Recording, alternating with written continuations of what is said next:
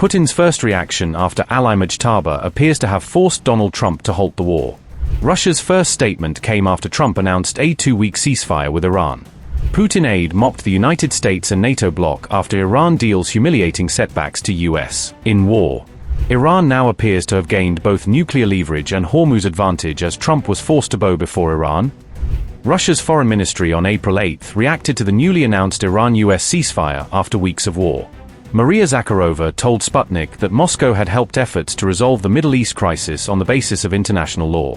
Zakharova said Russia played a role in the peace push and framed that role as part of a law-based effort to defuse the conflict. Maria Zakharova said, and I quote, "Russia's active involvement in helping to resolve the situation was built on national interests, international law, and truly humanitarian goals." Unquote.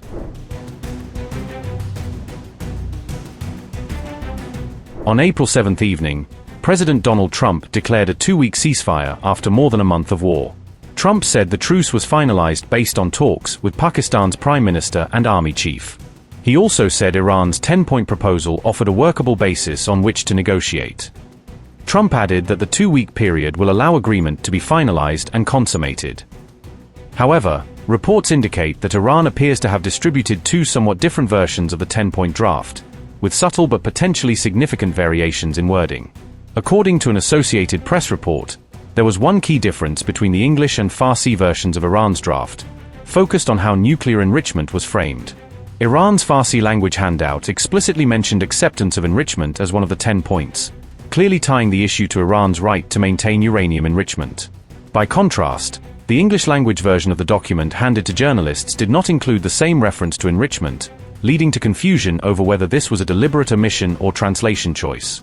For the United States and Israel, ending Iran's nuclear program was a central objective of the war, even as other goals such as the Hormuz blockade also shaped the conflict.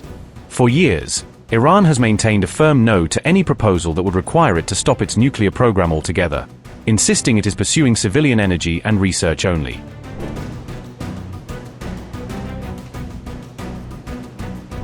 As the fate of Iran's uranium stockpiles and enrichment infrastructure remains unclear, a new statement by Trump has further raised the stakes in the diplomatic track. The U.S. president told AFP that Iran's uranium would be perfectly taken care of under the terms of the truce deal, portraying the issue as already addressed in the negotiations. Trump suggested that this vital matter had been sufficiently dealt with behind closed doors, implying it was not an open point of contention at the time of the ceasefire. "That will be perfectly taken care of, or I wouldn't have settled," Trump told AFP, underscoring his view that the nuclear issue was handled satisfactorily before agreeing to the temporary truce.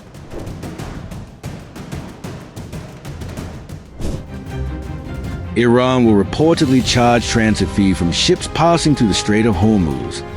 Reports say Trump's 2-week ceasefire framework would allow both Iran and Oman to levy those fees. The claim was attributed to a regional official and was reported by the Times of Israel on April 8th. According to that reporting, Iran plans to use the money it raises for reconstruction.